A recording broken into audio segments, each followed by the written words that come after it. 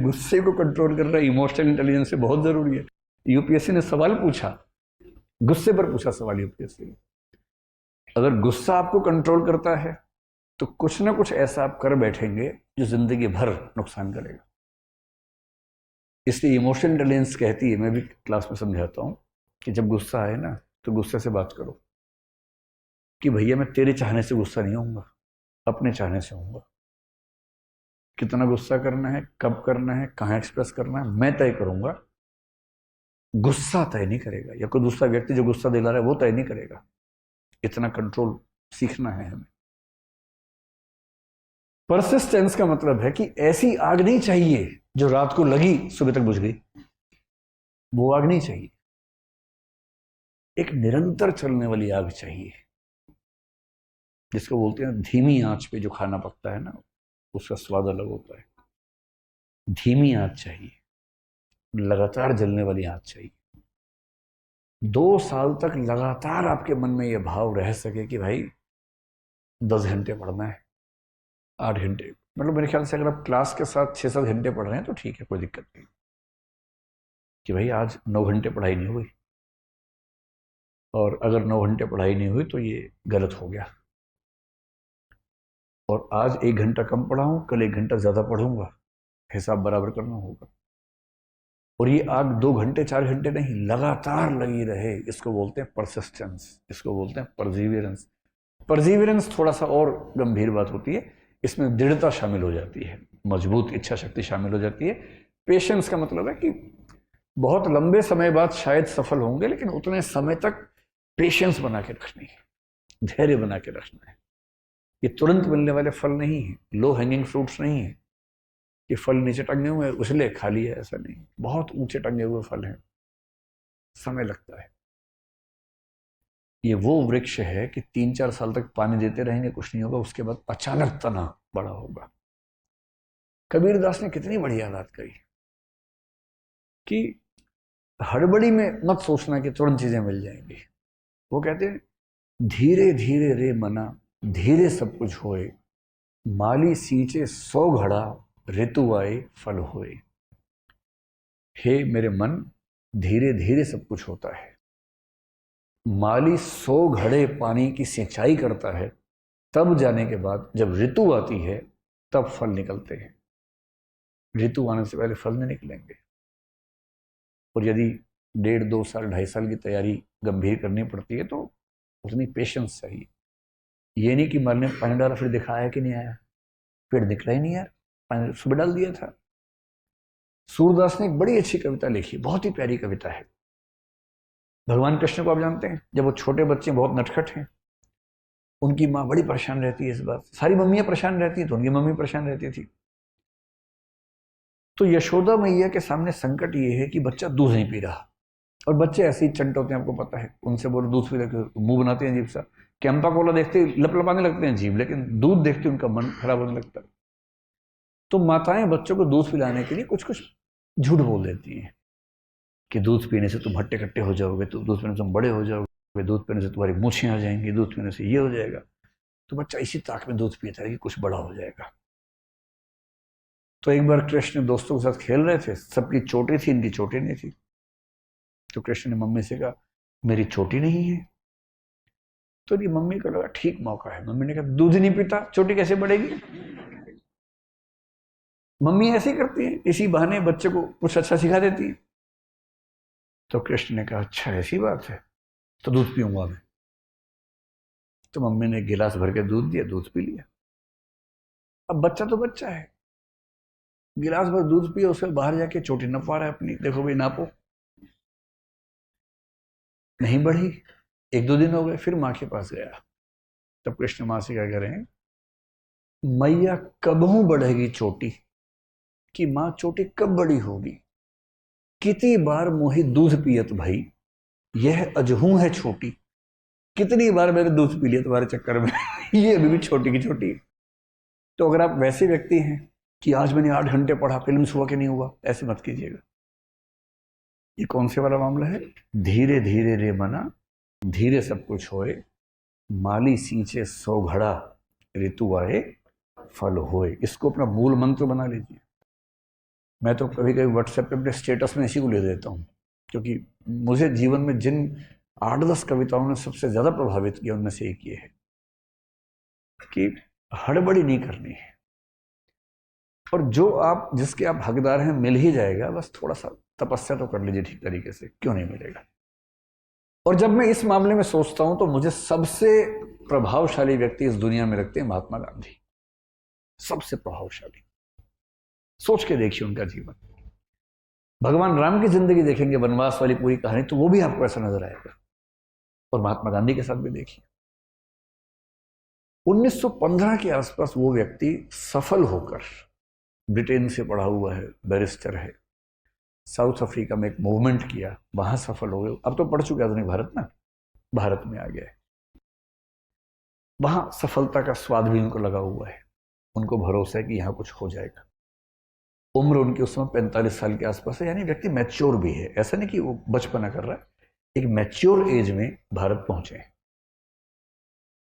और उनका तरीका बड़ा ठीक है, जो भी राहुल गांधी हासिल करते हुए दिख रहे हैं, कि भारत के लिए कुछ करने से पहले भारत को जानना जरूरी है। तो पूरे भारत को पहले समझा उन्होंने, यात्राएं की, देखा, फिर 2-3 छोटे छोटे मूवमेंट्स किए, चंपारण वगैरह किया, एक जिसको बोलेंगे नेट प्रैक्टिस भी कर ली कि अब मैं इस समाज के मिजाज को समझ पा रहा हूं, अब कुछ बड़ा करेंगे। और वहां से खिलाफत को अगर न भी केंद्र में रखें, असहयोग आंदोलन हम कह सकते हैं कि बड़ा एक उनका प्रयास है।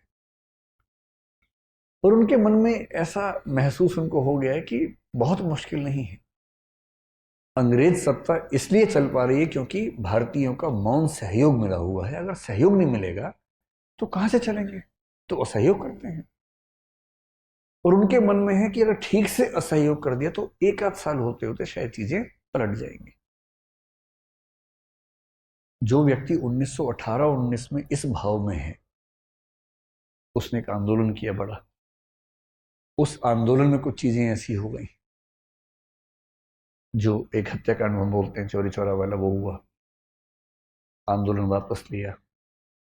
जनता का मिजाज नहीं समझ में आ रहा उतना, लोग गुस्सा हो जाते हैं बार बार, अहिंसा छूटती है, और उनकी धारणा है कि अहिंसा के बिना आंदोलन चल नहीं पाएगा। फिर 10 साल की पेशेंस, और उसके बाद 1929-30 में फिर एक बड़ा आंदोलन, फिर फेलियर, फिर 12 साल की लंबी प्रतीक्षा, उसके बाद फिर एक बड़ा आंदोलन 1942 में, उसके बाद भी सफलता नहीं। और उसके बाद दुनिया भर की परिस्थितियों के बदलने के साथ साथ यहाँ की स्थितियों का बदलना, और 47 में आज़ादी मिलना, वो भी वैसे नहीं मिलना जैसे चाह रहे थे। आप समझ रहे हैं, आप तो 2-2.5 साल के स्ट्रगल को लेकर परेशान हैं। ये आदमी 1915 से 1947 तक 32 साल तक स्ट्रगल कर रहा है, और अकेले नहीं कर रहा है, आपको तो अकेले कर रही है, इसको पूरे देश को साथ लेके चलना है, देश से स्ट्रगल करवानी है। कितनी बार जब हारते होंगे, एक आंदोलन फेल होता होगा, कितनी गालियां पड़ती होंगी, अपने ऊपर सवाल खड़े होते होंगे मन में कि हो पाएगा या नहीं हो पाएगा। हमारा तो एक प्रीलिम्स बिगड़ जाता है, हमें लगता है कि यार पता नहीं होगा कि नहीं होगा। इन्हें तो प्रीलिम्स, मेंस, इंटरव्यू सब बिगड़ता था बार बार, और उसी प्रोसेस में उनके अपने बच्चे उनके कंट्रोल से बाहर निकल गए। उनका एक बेटा हिंदू धर्म छोड़ देता है। इन सारी चीजों को मैनेज करते हुए ये आदमी लगातार एक भरोसा खुद पे बनाए रखते हुए, सब पे बनाए रखते हुए अगर यहां तक पहुंचता है। इसलिए महात्मा गांधी में इमोशनल इंटेलिजेंस तो कमाल की थी ही। मेरे ख्याल से जो चीज उनको सबसे बड़ा बनाती है वो है परसिवियरेंस। और इसका सरल मतलब क्या है, उद्देश्य आज नहीं मिलेगा, कल मिलेगा, कल नहीं मिलेगा, परसों मिलेगा। जितना भी समय लगे, जितनी भी ऊर्जा लगे, जितनी भी थकान हो, जितनी बार हारना पड़े बीच में, जितनी बार गिरूंगा फिर उठ खड़ा होऊंगा, और अपने पूरे मजबूत इरादे के साथ उस तरफ बढ़ता रहूंगा। और अंत में क्यों सफल नहीं होऊंगा भाई, क्यों नहीं होऊंगा सफल, ये तेवर चाहिए। और आपसे मैं कह रहा हूं, 2 साल की लड़ाई है, बीच बीच में ऐसे क्षण आएंगे। जिस दिन ऐसा हो ना कि एक दिन नहीं पढ़ पाए, उसकी भरपाई अगले दिन हो जानी चाहिए। हाँ, आप लोग जिस उम्र में हैं ठीक है, महीने में 30 दिन में 3-4 दिन ऐसे आएंगे कि आप नहीं पढ़ पाएंगे, सामान्य बात है। कभी घर जाना पड़ गया, कभी घर से कोई आ गया, कभी किसी दोस्त की तबीयत खराब हो गई। पत्थर मत बन जाना कि दोस्त की तबीयत खराब है कि यार मुझे बहुत तेज बुखार हो रहा है, आप कह रहे मेरे 3 घंटे बचे पढ़ने में, पढ़ा रहे आराम से। ऐसी पढ़ाई काम की नहीं है, उस दिन छोड़ दो पढ़ाई। महीने में 3-4-5 दिन ऐसे आएंगे जब पढ़ाई नहीं हो पाएगी, गोली मारो उस दिन। 25 दिन 10-10 घंटे पढ़ लीजिए, 250 घंटे हो गए, पूरे महीने की एवरेज से निकालेंगे तो 8 घंटे की एवरेज आ जाएगी। या 25 दिन 12 घंटे पढ़िए, 300 हो गए, 10 घंटे की एवरेज हो गई महीने की। आप मान के चलिए कि महीने में 25 दिन ही अंततः आपके हाथ में है, 3-4-5 दिन तो हाथ से निकल ही जाएंगे। पत्थर मत बन जाना उस चक्कर में कि माँ कह रही है कि बेटा बहुत दिन से मिले नहीं, एक दिन के लिए आ जा। आप कह रहे हैं माँ सर ने कहा था रोज 10 घंटे, माँ 3 दिन आऊंगा, 30 घंटे जोड़ के करना पड़ेगा, पूरा महीना निकल जाएगा। तो माँ समझ लो कि मैं भगवान राम की तरह वनवास पे हूँ, डिस्टर्ब मत करो माँ, एकदम डिस्टर्ब मत करो, आप बहुत परेशान करती हो माँ। उधर से माँ की आंख से आंसू बह रहे हैं। ये ड्रामा मत करना, है ना। सफलता थोड़ी सी लेट मिले ठीक है, सबके साथ मिले ये जरूरी है। सबका दिल दुखा के मिले उसकी कोई कीमत नहीं है, बाद में आप खुद समझेंगे कि कुछ बचेगा ही नहीं। आईएएस बन जाएंगे उससे कोई पूछेगा ही नहीं, बस सारे वही पूछेंगे जो आपकी ताकत से डरते हैं कि आईएएस से सब सलाम ठोकेंगे। मन में क्या आवाज आ रही है ना, उसकी वैल्यू ज्यादा है। अगर सलाम ठोकते हुए मन कर रहे हैं इसके लिए मैं जान दे सकता हूं, तो मजा है। और यह है कि बेटा कुर्सी से उतर एक बार, तब बताऊंगा। सलाम तो मिल रहा है लेकिन वैल्यू नहीं है उसकी। अंतिम बात जो आजकल एक नया शब्द चल पड़ा है, हो सके तो इस पर अभी से थोड़ा सा सोचना शुरू कर दीजिए, और ना हो तो आईएएस बनने के बाद सोच लीजिएगा। इसके लिए बोलते हैं स्पिरिचुअलिटी कोशिएंट। आजकल स्कूल वगैरह में इसको सिखाने की परंपरा शुरू हुई है, बहुत सारे स्कूल्स में आजकल इसकी बात होती है। स्पिरिचुअल होने का मतलब ये नहीं है कि मैं आपसे पूजा पाठ करने के लिए कह रहा हूं कि आप मंदिर जाएं, मस्जिद जाएं, मैं उसकी बात नहीं कर रहा हूं। स्पिरिचुअल होने का बहुत सरल सा मतलब पता है क्या है? दो चीजों से कनेक्टेड रहना, एक अपने आप से और एक संसार से। कनेक्शन दो चीजों के साथ रखना है तो फिर तैयारी क्या और जीवन क्या सब चीजें बेहतर हो जाएंगी। एक सेल्फ के साथ और एक इस दुनिया के साथ कैसे रखना है। कई बार क्या होता है कि हम चकाचौंध में ना अपने आप को भूल जाते हैं, खुद से ही बात नहीं कर पाते। और जितना जरूरी है दूसरों से बात करना, उतना ही जरूरी है खुद से बात करना। तो दिन में 10-15 मिनट ना अपने लिए रखना है, जिसको आजकल लोग मी टाइम कहने लग गए हैं। खुद से बात करनी, जहां में उसने बड़ी बात कर ली, जिसने खुद से मुलाकात कर ली। खुद से मुलाकात करनी है। खुद से मुलाकात करने के 2-3 तरीके अच्छे होते हैं। जो तरीका मुझे पसंद है, अकेले सैर पे निकल जाइए, और सैर में झुंड साथ लेके मत चलिए। नेताजी नहीं बनना है कि आपने पीछे जो 5 फॉलोवर्स आ रहे, भैया भैया भैया, आपको मजा आ रहा है कि सब भैया बोल रहे हैं, सब दीदी बोल रहे हैं, ये ड्रामा नहीं करना है। अकेले। और अकेले आजकल की पीढ़ी में क्या अकेले चलते हैं, फोन यह है, 2 कान में टोपे लगाए और उसके अंदर गाने चल रहे हैं। वो नहीं, वो तो शोर आपके साथ चल रहा है ना, वो शोर नहीं चाहिए। कुछ नहीं लेके चल रहा है, मोबाइल फोन है भी तो उसको यूज नहीं करना है, रखिए सिक्योरिटी के लिए, कहीं कुछ दिक्कत हो जाए। अकेले टहलते रहिए 15 मिनट, आधा घंटा, फिजिकली फिट रहेंगे एक तो। और आप पाएंगे जब आप अकेले टहलेंगे बहुत सारे विचार आने लगेंगे, आत्ममंथन होगा, इंट्रोस्पेक्शन होगा। बेशक इतना ही हो कि कल मैंने जितनी पढ़ाई की काफी थी या नहीं थी, और क्या पढ़ सकता था, या ये जो मुद्दा चल रहा है उस पर क्या क्या आर्गुमेंट्स मैं सोच पा रहा हूँ। एक आर्गुमेंट ये है, दूसरा ये है, तीसरा ये है, और विपक्ष में ये सोच पा रहा हूँ, कुछ और भी होना चाहिए, घर जाके देखता हूँ। या फिर ये कि कल मैंने जिस तरीके से उससे बात की वो शायद ठीक नहीं की, और इतना भी क्या अहंकार, गलती हो गई तो माफी मांग लेता हूँ।